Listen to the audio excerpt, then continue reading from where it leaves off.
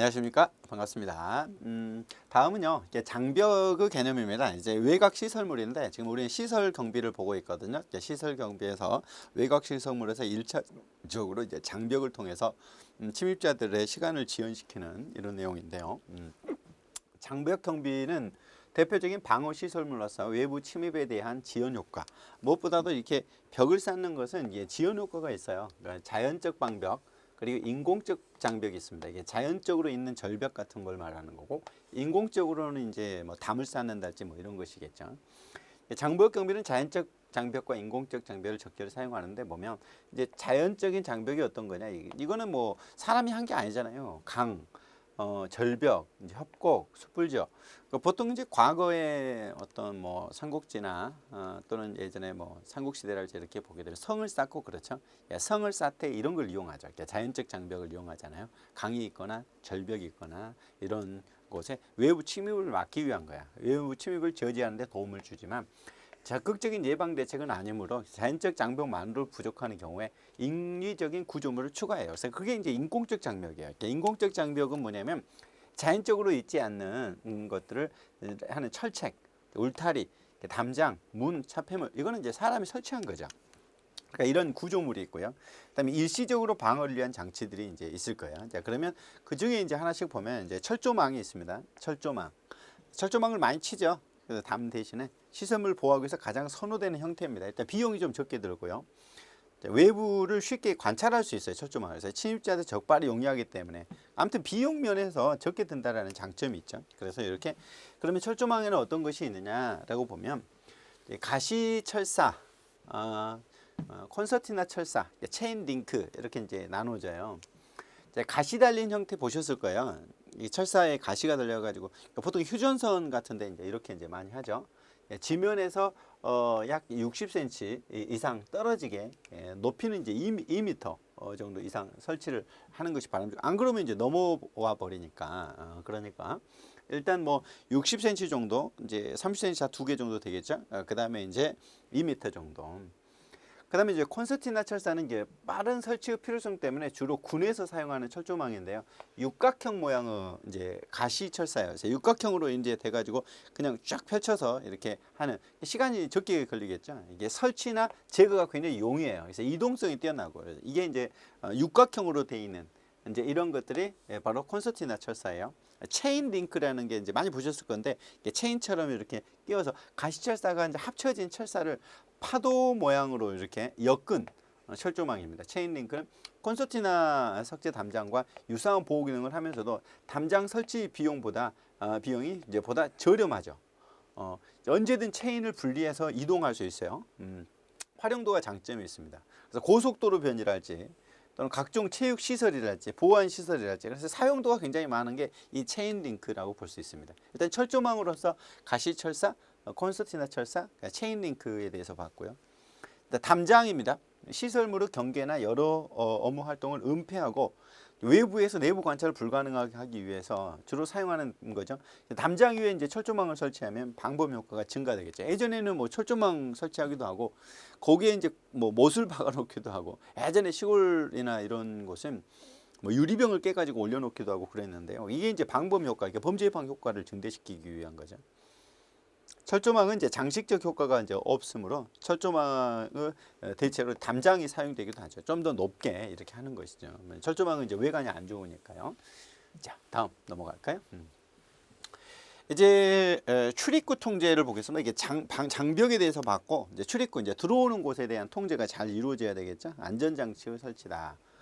출입구에 설치하는 안전장치의 기준은 경비구역의 중요성에 따라 달라지겠죠. 그래서 한 곳에만 두는 것이 아니라 출입구가 많을수록 이를 통제하기 위한 경비원의 수가 증가하잖아요. 출입문의 수는 최소화한다. 이제 앞에서 봤죠.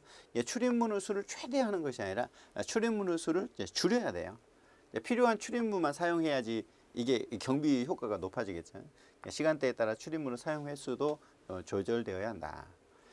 그래서 용도에 따른 이제 출입구 분리인데 각 용도에 따른 출입구는 분리해야 돼요. 그래서 이게 출입구를 다 똑같이 통합하는 것이 아니라 용도에 따라 이제 분리를 해야 효과가 높아지겠죠.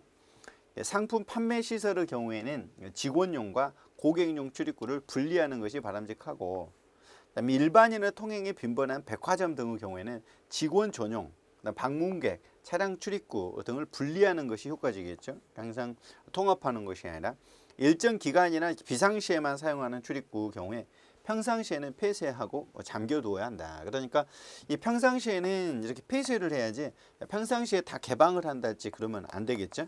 일단 쓰지 않는 곳은 개방을 한다. 그리고 분리를 하는 게 이렇게 좋다는 거죠.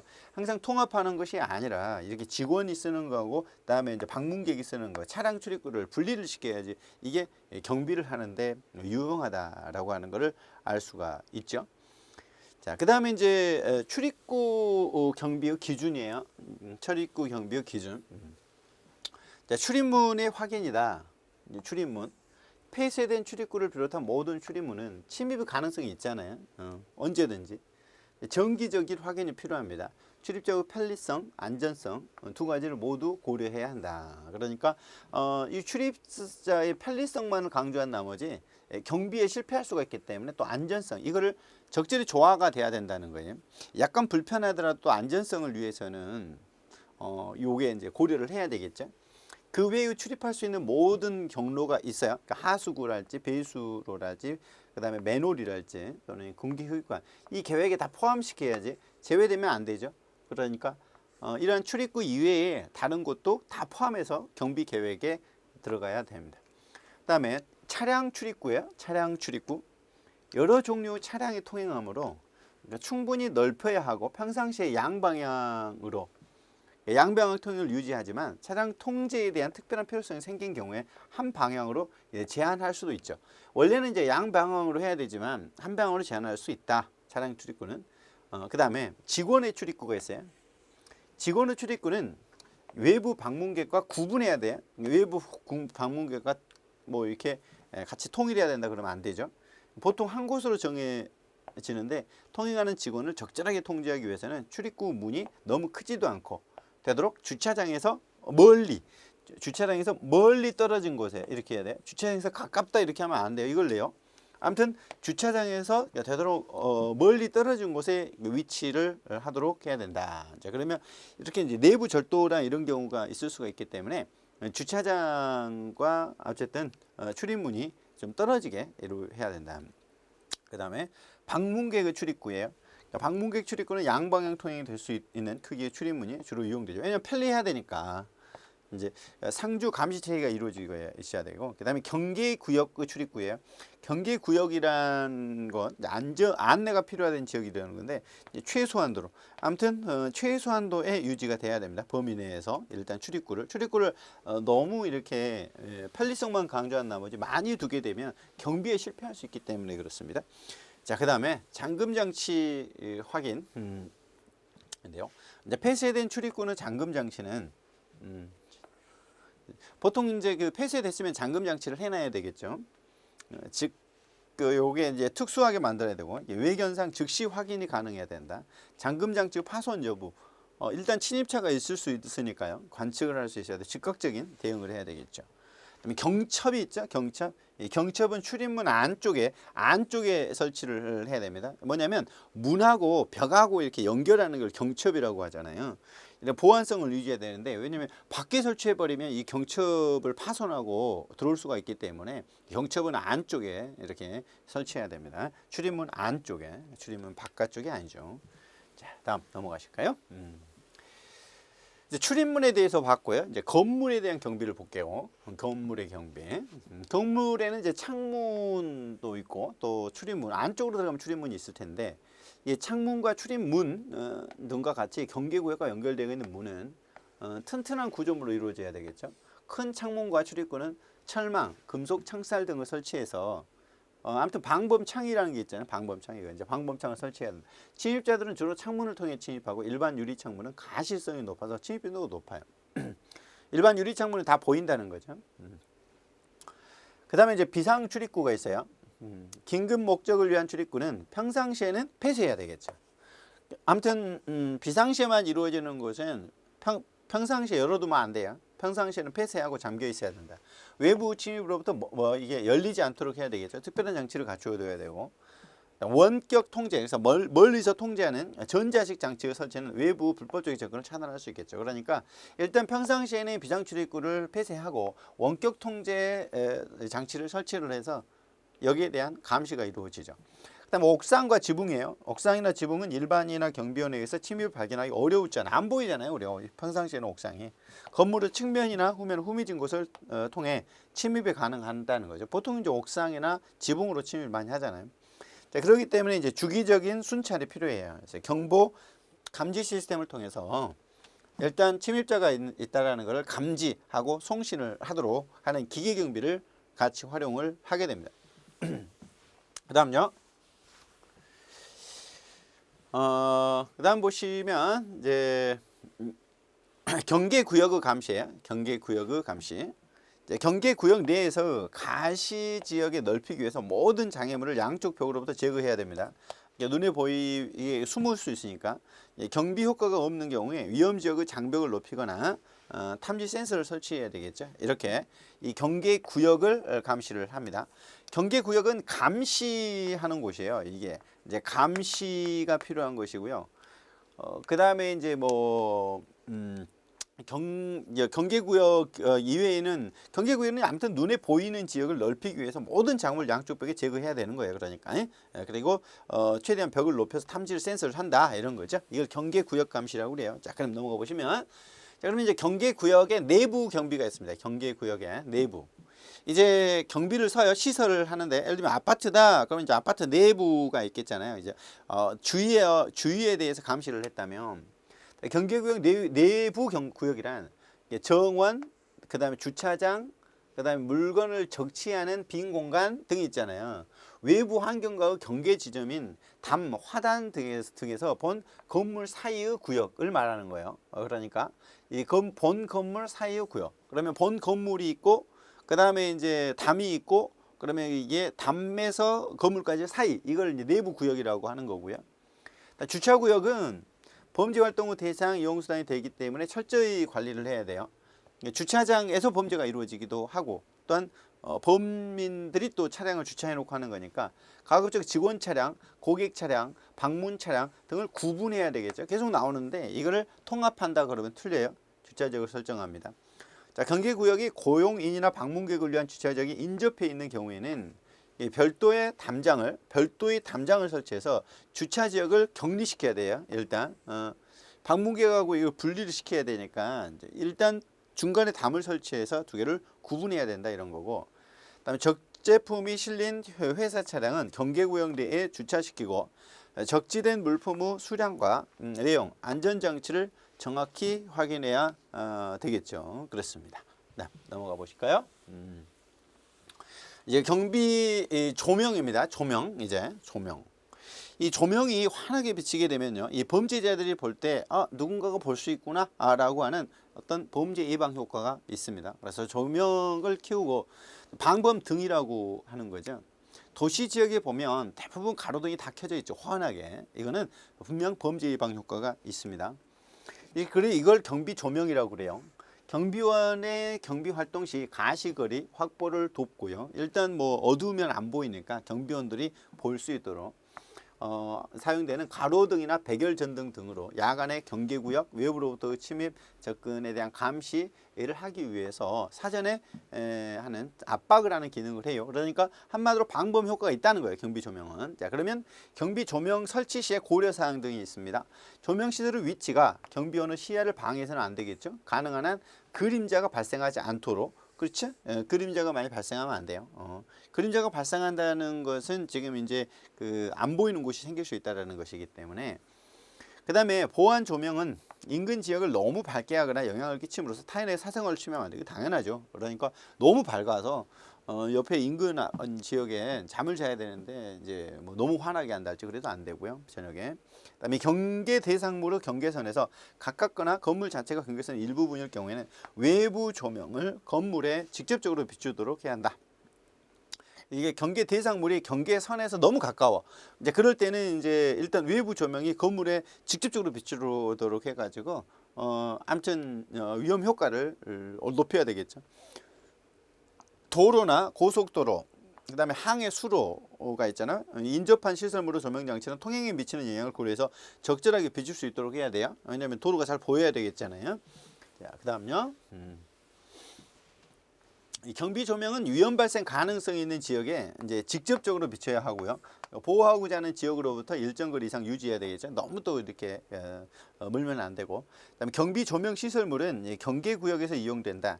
진입 등은 경계 구역 내에 위치하여야 하며 경계구역 안과 밖을 비출 수 있도록 적당한 밝기와 높이로 설치되어야 합니다. 경계구역 내의 지역과 건물에 적합하도록. 뭐 이게 당연하죠. 자, 넘어가실까요? 이제 조명의 종류예요. 이제 여러분들이 잘 파악을 해야 되고요. 이 부분이 좀 자주 출제하고 있습니다. 잘 보셔야 돼요. 자, 첫 번째 백열등이 있어요. 백열등. 백열등은 뭐 다 아시죠? 가장 보편적인 바로 조명입니다. 스위치를 올 때 즉시 빛을 바람으로 이 경비 조명이 보편적으로 이용이 되죠. 다른 조명에 비해 수명이 짧아요. 백열등은. 발광 효과가 떨어지죠. 그러니까 훨씬 이제 밝기가 좀 떨어진다. 이제 비교적 좁은 장소의 전반 조명 이런 것들을 많이 쓰이죠. 어쨌든 수명이 짧아요. 지금은 이제 백열등이 지금 뭐 아직도 보편적으로 쓰죠. 그다음에 가스 방전등이 있어요.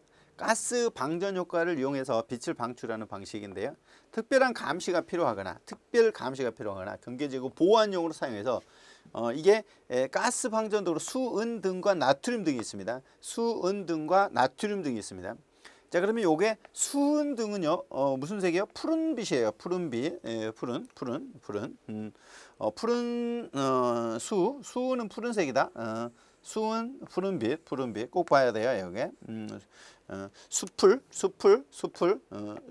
수은 등은 푸른색입니다. 강한 빛을 방출해서 백열등보다 수명이 길어요. 그다음에 나트륨 등은요. 나트륨 등은 노란색이에요. 보면은 니은으로 가죠. 니은으로 가요. 아무튼 나트륨 등은 노란색이에요. 나트륨 노란색, 나노입니다. 나트륨 노란색. 자, 매우 강한 빛을 방출합니다. 안개가 자주 낀 지역에 효과적인 게 나트륨 등입니다. 나트륨 등. 자, 그다음에 석영등이 있어요. 석영등. 매우 하얀 빛입니다. 하얀색, 하얀. 석은 우리가 이게 돌석자 이렇게 하듯이 하면은 하얀 돌. 아무튼 하얀석, 하얀 빛이 석영등입니다. 빨리 발산해 매우 높은 빛을 내기 때문에 밝은 조명을 요구할 때, 밝은 조명을 요구되는 보호시설, 경계구역에 사고 발생 지역에 사용이 매우 유용합니다. 가격이 비싸죠. 이게 석영등은요. 자, 이제 수풀입니다. 수은등은 푸른색이고요. 나노죠. 나트륨은 노란색이고요. 석영등은 하얀석이에요. 하얀색입니다. 석영등은 하얀 빛이에요. 이렇게 색깔 잘 보셔야 되겠어요. 가스 방전 등 이렇게 조명의 종류에 대해서 봤고요. 자, 조명의 형태에 대해서 볼게요. 조명의 형태를 보면 이제 가로등이 먼저 나오는데요. 가로등은 이제 교통 안전 보안을 위해서 가로를 따라서 설치한 조명이죠. 주로 넓은 지역에 조명이 필요하죠. 고속도로, 시가지 주요도로, 주택 지역 도로 이런 것에 이제 알맞습니다. 그다음에 이제 보호 조명은 보통 4,000 루멘에서요, 10,000 루멘까지 사용됩니다. 4,000에서 10,000. 밝은 조명이 필요한 경비구역에 다소 떨어진 장소에 설치하는 비대칭형 설치가 있고 빛을 골고루 발산해야 될 때 하는 대칭적 설치 이렇게 있어요. 이제 대칭적으로 양쪽에 이제 동일하게 하는 경우가 있고 다소 떨어진 지역에 거기에만 집중적으로 비대칭적 설치가 있다. 가로등은 4,000에서 10,000. 그다음에 이제 투광 조명 등이 있어요. 특정 지역에 빛을 집중시키거나 직접적으로 비추는 형태로 상당히 밝은 빛을 발산해요. 일직선상의 먼 거리까지 도달하도록 하는 것이에요. 이게 투광 조명등이죠. 투광 조명등. 아무튼 빛을 집중적으로 이렇게 한 곳에다가 해야 되는 것이 있죠. 이제 이럴 때 바닷가에서 할지 이럴 때 이제 필요합니다. 투광 조명등입니다. 자, 그다음에 프레인엘 등이 있어요. 그러니까 프레인엘 등. 프레인넬 등은요 원거리, 먼 거리죠. 이제 길고 수평하게 넓은 폭의 빛을 조명으로 쫙 퍼지게 하는 거죠. 그래서 이게 접근을 방지하기 위한 거예요. 그러니까 여기에 빛이 쫙 비추고 있기 때문에 바다에서 이렇게 누군가가 침입을 하려고 할 때 침입을 막고자 할 때 하는 거죠. 길고 수평하게 빛을 확 확장하는 겁니다. 이렇게 갈수록 확장이 되는 빛이에요. 이게 프레인헬등입니다. 비교적 어두운 지역의 시설물을 관찰하기 위해 유용하게 사용됩니다. 그러니까 수평으로 180도, 수직으로 또 이제 15도에서 30도 정도 폭이 좁고 긴 광선이죠. 자, 그러면 180도면은 이게 이렇게 되는 거잖아요. 그러니까 쫙 퍼져서 앞에 지금 앞쪽은 다 보이게 됩니다. 그리고 위로 이제 15도에서 30도니까 이제 이렇게 이 정도에서 쭉 앞으로 다 보이게 되겠죠. 아무튼 이게 뭐다? 프레인헬등이다. 프레인헬등. 그다음에 탐조등이 있어요. 탐조등. 잠재적인 침입을 예상하거나 사고가 일어날 만한 지역에 관찰하기 위해서 하는 조명이겠죠. 외딴 산간 지역이랄지 작은 배로 쉽게 시설물로 접근할 수 있는 위치에 사고가 날 수 있기 때문에 이걸 막기 위한 겁니다. 자, 휴대가 가능하죠. 사고 발생 가능성이 높은 지역에 원거리 표적을 효과적으로 조명하기 위해서 가능한 겁니다. 이게 낚시 어선이랄 지역의 작은 배선에서 이러한 탐조등을 쓰죠. 혹시라도 이제 수로를 잃을 수가 있으니까요. 그다음 넘어가실까요? 조명등의 설치에 따른 구분입니다. 조명등의 설치에 따른 구분. 상시 조명이 있죠.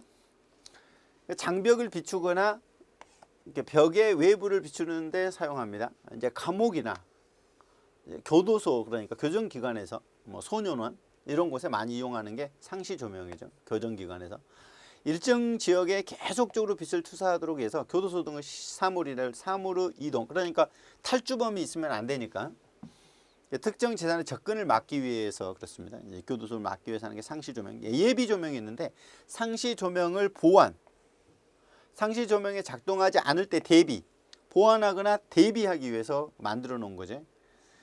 경보장치가 작동하는 경우에 수동 또는 자동으로 상시 조명 시스템을 운영합니다. 그러니까 예비 조명이 있는 거예요. 일단 뭐 전기가 나갔거나 이랬을 때 예비 전기를 쓰듯이 예비 조명이 있는 거죠. 자, 우범 지역, 그다음에 순찰 취약 지역, 단순히 일시적인 조명이 필요한 지역의 선택적인 조명이 필요하게 되겠고요. 그다음에 이동 조명이 있어요. 이건 이제 휴대하고 가는 거죠. 휴대가 가능한 조명으로 순찰이나 일시적 조명이 필요한 경우에 사용하기 편리하도록 만들어지는 게 이동 조명입니다. 손으로 조작하는 이동식 서치라이트 등 휴대가 가능한 조명이다. 이게 상시 조명이나 예비 조명을 보조 수단으로 사용하겠죠. 이게 이동 조명이고요. 그다음에 비상 조명이 있습니다. 비상 조명. 자, 발전기 등과 결함으로 다른 조명 시스템에 작동되지 않거나 화재 또는 긴급사태 등으로 전력 공급이 중단된 경우 사용되는 조명을 말하죠. 긴급사태의 발생 시에는 기존 조명을 보조해주는 이런 게 이제 비상 조명이에요. 자, 넘어가시죠. 자, 이제 외곽에서요. 이제 내부로 왔어요. 이게 내부 경비입니다. 이제 안쪽에 대한 경비가 이제 필요하겠죠. 한쪽 이제 내부 경비예요. 이제 건물 자체에 대한 경비 활동이죠. 이제는 건물 자체에 대한 경비 활동. 건물에 대한 출입 통제가 무엇보다도 중요하겠죠. 일단 의심되는 사람이 들어올 수 없도록 해줘야 됩니다. 그리고 창문이나 출입문 여기에 대한 또한 보호 조치들이 필요하겠죠. 이걸 내부 경비라고 합니다. 시설물 내에 침입이나 절도를 막기 위한 거겠죠. 자, 외부 침입 시 경비 시스템 중 1차 보호 시스템이 외부 통제 시스템과 2차 보호 시스템 내부가 있어요. 1차적으로는 일단 외부에서 출입을 통제하고 그 다음에 2차적으로는 내부에서 출입을 통제하는 그런 시스템으로 이루어지겠죠. 일단 1차적으로는 외부에서 막고 그 다음에 2차적으로는 또 내부에서 또 막아줘야 돼요. 자, 내부 경비 장치로서는 생체 인식 잠금 장치에는 불특정인의 출입을 금지하고 미리 생체 정보를 인식시켜 특정 사람들 많이 출입이 가능하도록. 그래서 여기에 특히 이제 뭐 지문이랄지 또는 홍채랄지 이렇게 인식시켜서 특정 사람들만 들어갈 수 있도록 이렇게 시스템을 만들어 놓습니다. 그 다음에 또는 이제 뭐 다른 바코드를 갖고 있는달지 이런 경우죠. 내부 경비에 사용되는 각종 잠금 장치와 경보 장치 등 물리적 통제 시스템에 필요한 수단이 있겠고, 내부에서 외부로의 반출을 못하도록 이렇게 내부 또한 반입 또 검문 검색, 아무튼 검색과 통제가 이루어지죠. 이런 것들이 이제 내부 경비예요. 자, 그러면 첫 번째 이제 출입 통제가 있어요. 내부의 출입 통제.